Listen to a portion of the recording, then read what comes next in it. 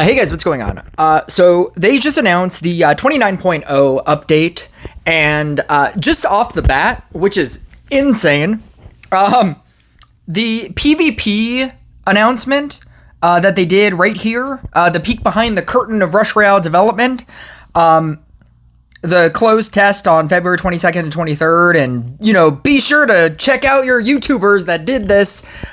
This has nothing to do with 29.0. So it will not be coming out in the next update, which will be obviously next month. So that's a thing. Somebody asked, what about the PvP? And the person, Dr. Agon, who was one of the higher ups, he was like, we never announced that. And I linked them to this, and he was like, there's no date on there. So there is no date on here. There is nothing to suggest that it's 29.0. Just thought I'd let you know. Rush Royale development team. But it will be coming out soon. Soon. That's when it will be coming out. And Trapper Talents that we should talk about, those will also be coming out soon. Soon. Anyway, with those jokes out of the way, 29.0, this is not flashy. And I think co-op dungeons is obviously going to be the thing that is the flashiest thing about this update. Like, there are no Trapper Talents, there's no reincarnation talents, there's no refreshes to pre-existing units. I think those are the things that make people really excited. But I think that, I mean, at the very least, right, there's no event unit. This isn't an announcement of an event unit, right? That's something. That's something in the right direction. At least we finally have an update where it's not the announcement of a new unit that's bigger and better than Phoenix, or that's better than Kobold, or that's, like, you can only use this, but you can't use Scrapper or Dryad, and it's better than Scrapper and Dryad. Dungeons is something. If you go onto the Discord, they did an entire video about dungeons. A lot of this is work in progress. I'm gonna mute this. A lot of this is work in progress right there. I like the idea that we're finally getting they're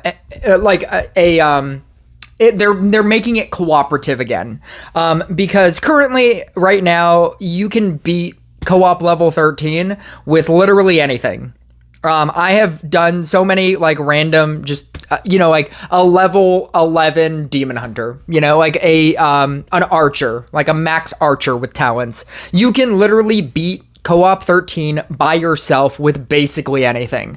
The fact that they're making co-op dungeons endless again, but they've taken out all of the brokenness of percentage damage, means that whatever the rewards are, whether it just be more gold, it'll probably just be gold. Honestly, it'll probably just be gold.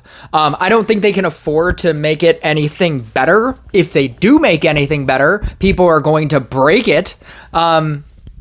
Maybe it'll be like, you have the chance of getting one crystal, but you can only play co-op dungeons once. There's only going to be, unless you get gold tickets, right?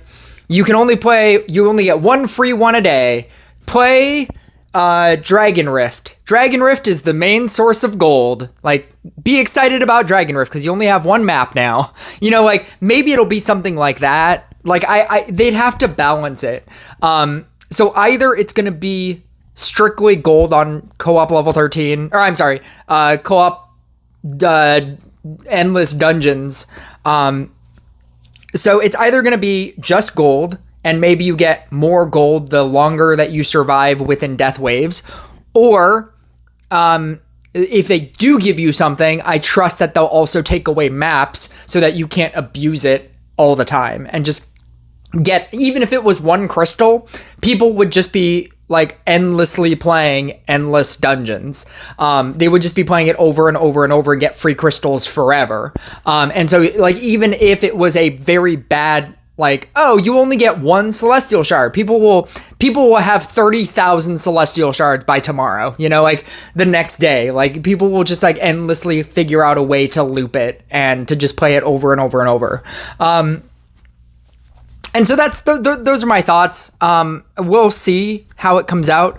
I think I'm going to recreate one of the first videos that I've ever made. Because Co-op Dungeons is coming out or because they're giving you an actual reason for one person to do shaman support, shaman, witch, clock support, or whatever combination you want to do.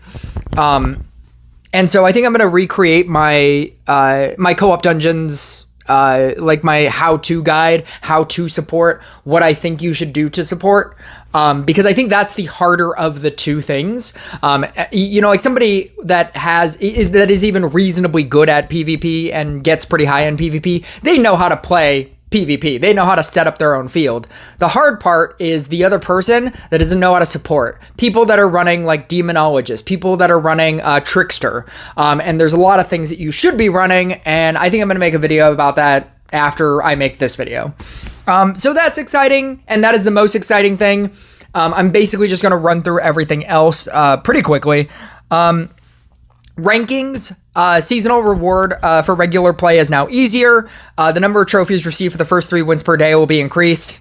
It doesn't matter. I feel like if you're only playing the 3 per day, and I guess that'll matter to you, but in all honesty, PvP is just a numbers game. You just have to hope that more people that you get matched with are worse than you than better than you. That's pretty much it. PvP is really a joke right now. It's just you either you just play the games that you know you're gonna win, or you just surrender the games that you know you're gonna lose, and that's what PvP is. Expeditions and challenges.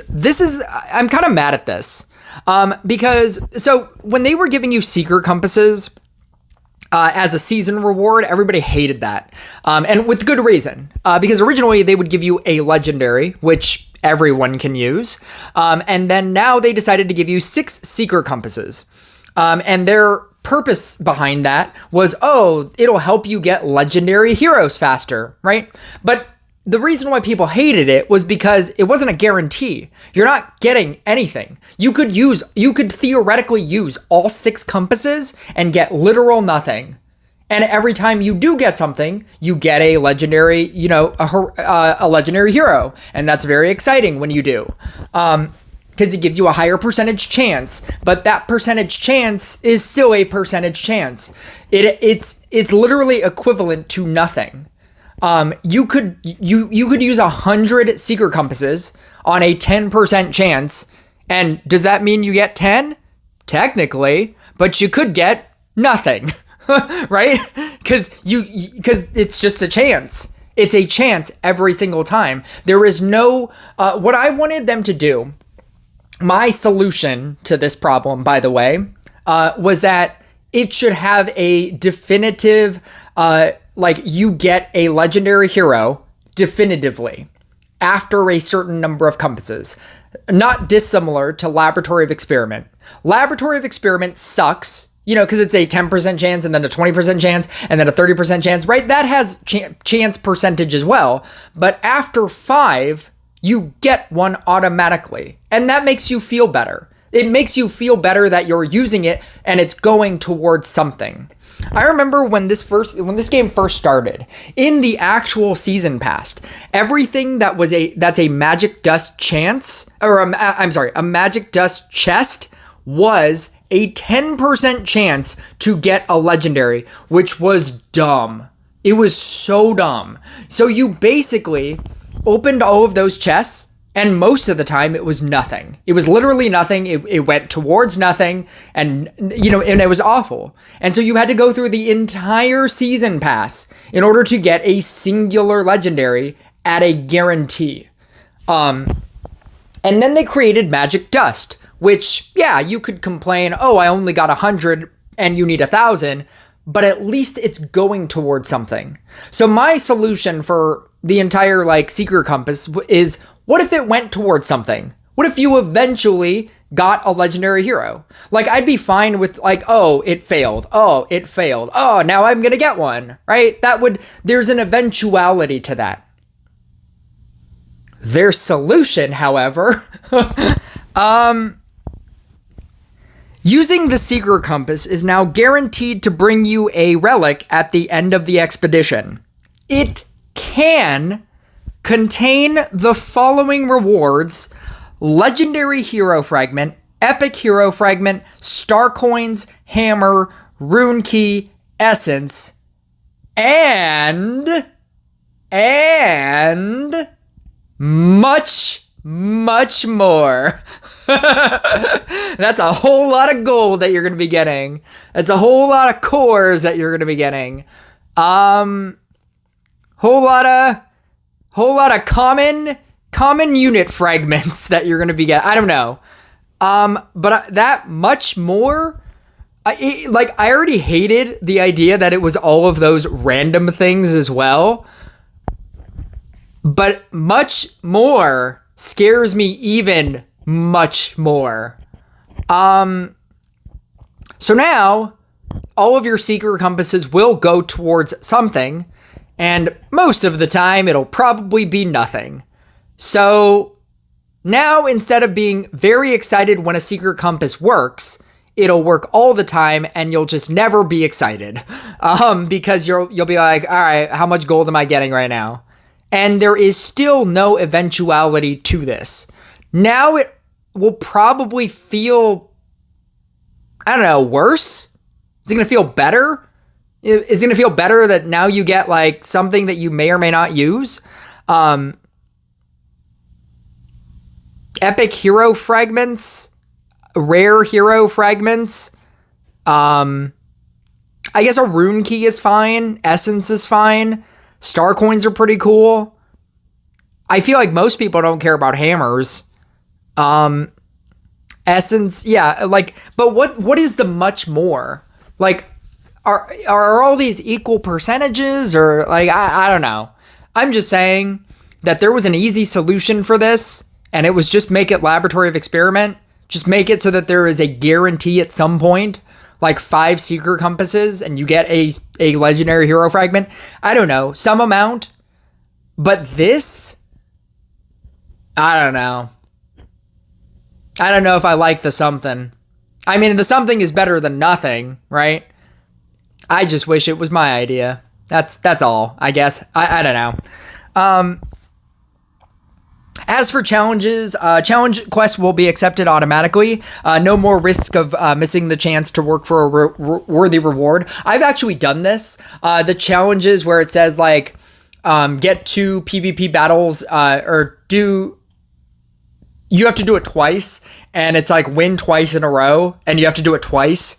And I've just jumped into PvP and won 2, and then didn't realize that I didn't press OK on it. So this is just a quality of life thing.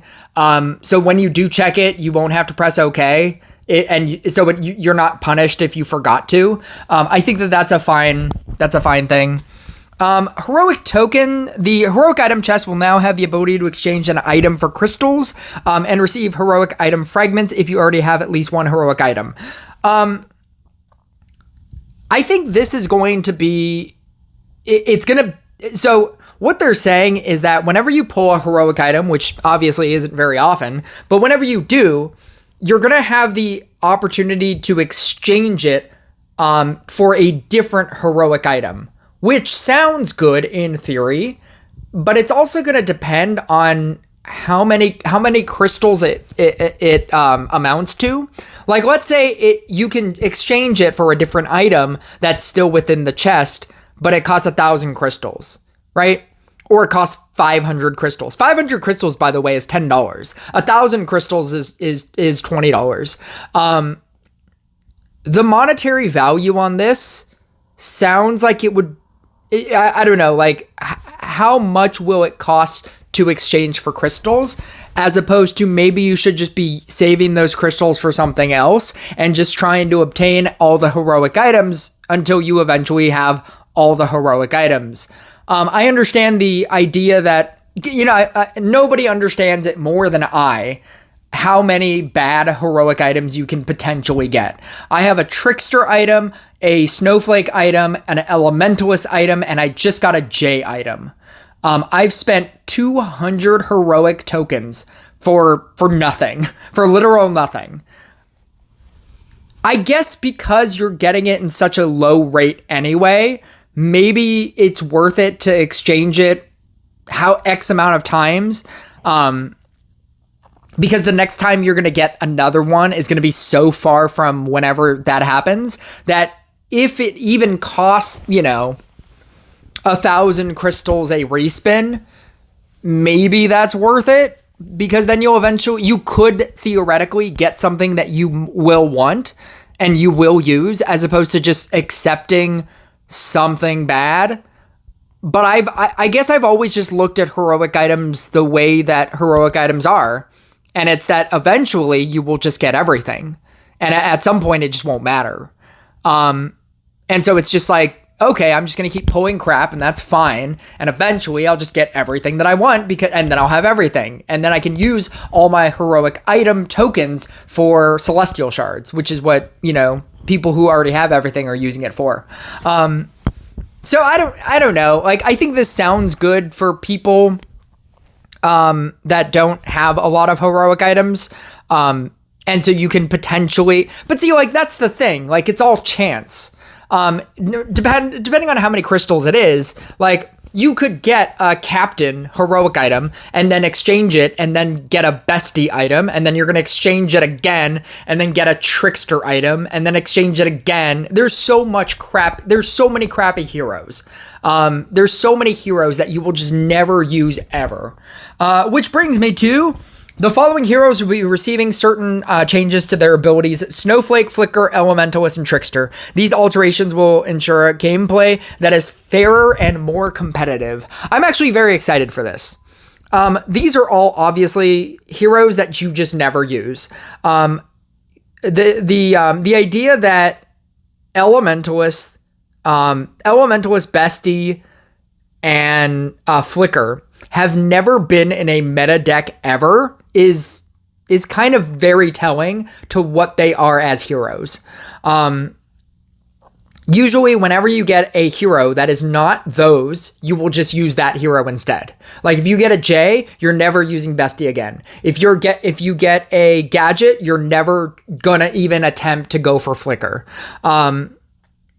And so I think the fact that they're refreshing Snowflake, Flicker, Elementalist, and Trickster. Elementalist had that rework where it became like, this is really good in merge decks because you have to merge on the tiles, but it's still so bad. And the only time I ever find myself using it at all, other than when it got that rework, is just in like Mirror Match. Mirror Match, they're making us use it a lot. And it's so bad. And it's so like complicated to use, and for not a very good, like, you're not getting a lot out of it. And so I'm very excited about this as well, to see how much they're going to change it, to see if it's just a complete functional change. Like, what if Trickster had, because the new thing is everything gets tiles. What if Trickster has like Trickster tiles, and like, whenever your unit is on there, it basically becomes like a vampire. Like, whenever that unit on that tile kills something, you get mana. Or what if like Snowflake has Snowflake tiles, and you can freeze, every so often you send out a cold mage, blast. Like, tiles are their new favorite thing, or they have been their favorite thing for a while. And so, like, if they got like some kind of like actual refresh like that, not something that's not just a numbers refresh, or like a numbers changing thing. If it's like an actual refresh, I feel like that would be really cool. But yeah, this is all gonna happen next month. Like probably middle of next month or something. As I've always said, when this will come out is when they give you, posts about each of these things. So when they do, they technically did a post about dungeons, like this teaser post, but they'll probably do an official one, and then they'll do a post about rankings, and then they'll do a post about expedition and challenges, and then they'll do an actual post about heroic tokens, and then they'll do a post about heroes. And when they finally finish doing all of their separate posts about each of these things in the coming weeks or days, that's when it will be soon. It'll be like imminently soon. But yeah, like I'm excited about co-op dungeons. I'm excited about being able to actively run a shaman deck again, like a shaman support deck. I'm excited about the hero refreshes.